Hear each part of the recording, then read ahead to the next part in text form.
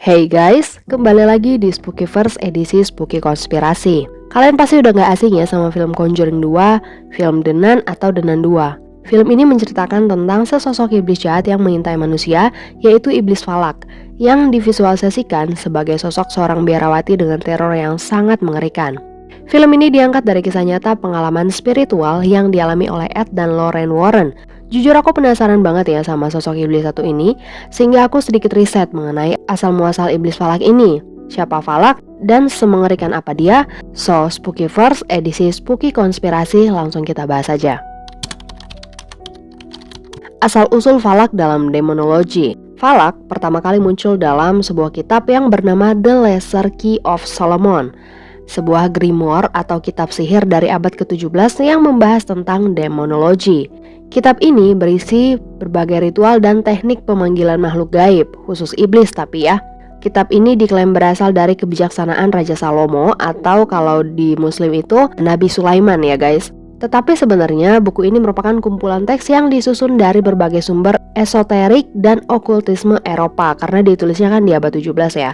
Tapi sebenarnya untuk isi-isinya diperkirakan tuh ada sebelum abad ke-17. Cuman official munculnya udah jadi sebuah buku itu di abad ke-17 guys. Jadi buku sihir The Lesser Key of Solomon ini terdiri dari 5 bagian utama, dan salah satu dari bagiannya itu disebut sebagai Ars Goetia, di mana bagian ini paling terkenal. Buku ini berisi daftar 72 iblis beserta hierarkinya, kekuatannya, dan cara memanggilnya, seperti iblis Falak, Baal, Paimon, dan Astaroth berasal dari bagian buku ini. Salah satu dari 72 iblis terkuat adalah Falak guys. Dalam kitab ini, Falak juga dieja sebagai Falak, Walak, atau Volak yang digambarkan sebagai iblis tingkat tinggi, pemimpin 30 legium setan. Disinilah dugaan awal munculnya Falak di sebuah biara di Rumania yang melatar belakangi kejadian film The Nun. Dalam Ars Goetia dari The Lesser Key of Solomon, Falak disebut sebagai pemimpin 30 legium iblis. Istilah legium ini berasal dari struktur militer Romawi, di mana satu legium terdiri dari sekitar 3.000 hingga 6.000 tentara. Dalam konteks demonologi, satu legium mewakili sekelompok iblis yang berada di bawah komando seorang pemimpin atau bangsawan iblis.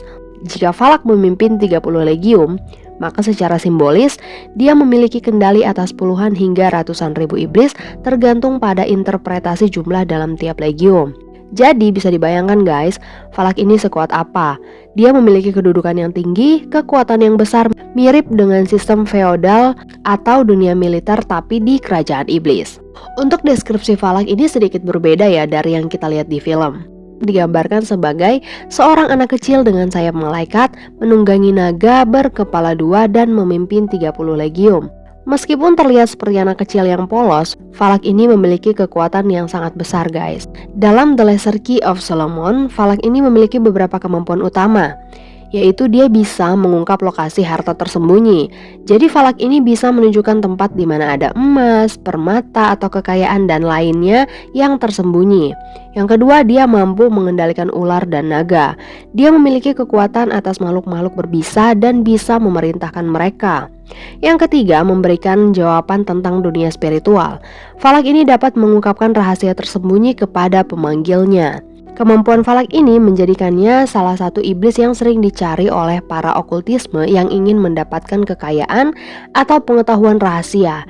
Dan inilah yang melatar belakangi munculnya Falak di film The Nun. Dan ada juga guys teori konspirasi yang bilang kalau Raja Salomo atau King Sulaiman atau Nabi Sulaiman itu katanya bisa mengendalikan iblis-iblis ini. Makanya kitabnya pun disebut sebagai The Lesser Key of Solomon ya karena itu.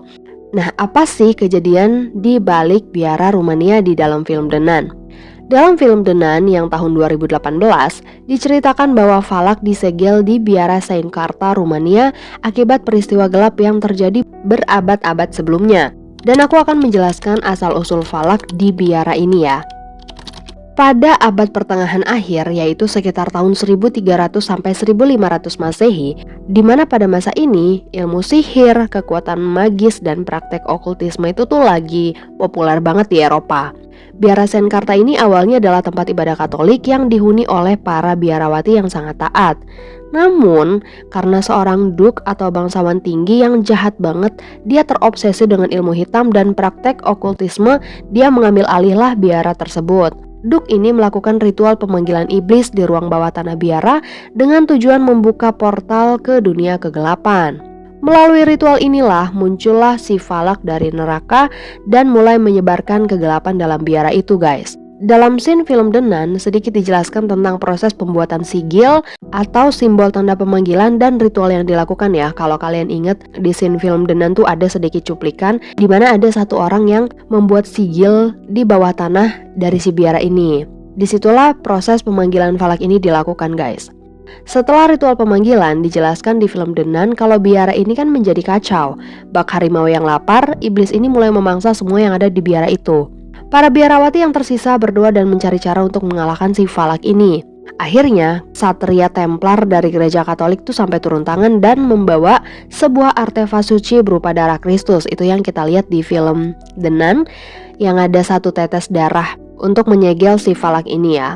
Kesatria Templar ini merupakan ordo militer Kristen yang adalah pasukan elit dalam perang salib. Dengan kekuatan artefak si darah suci Kristus inilah pintu gerbang neraka tuh berhasil ditutup dan Falak pun disegel dalam biara itu.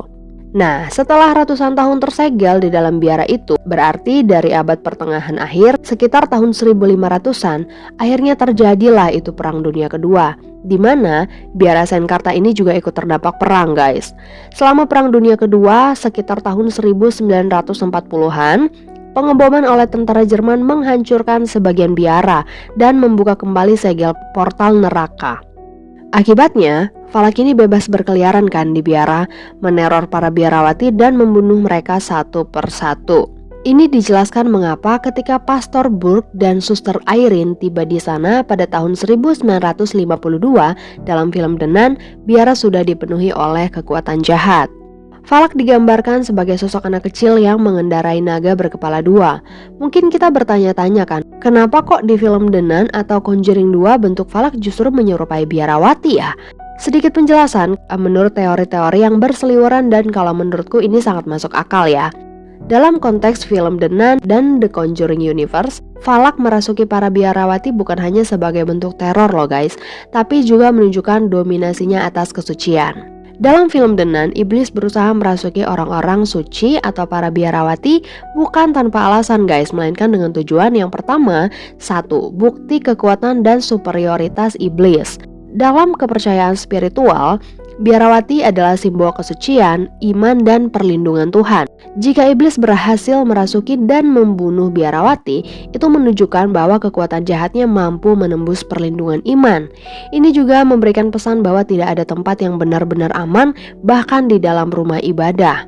Itu alasannya kenapa juga para biarawati di film The Nun itu lebih memilih untuk bundir daripada dirasuki oleh sosok Falak ini.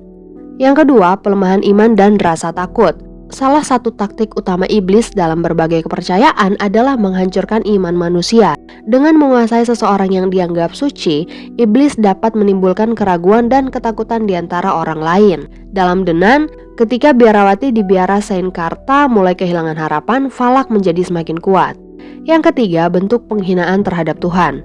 Dalam kepercayaan Kristen, iblis dan makhluk yang memberontak terhadap Tuhan menggunakan tubuh seorang biarawati yang seharusnya didedikasikan untuk Tuhan adalah bentuk penghinaan spiritual.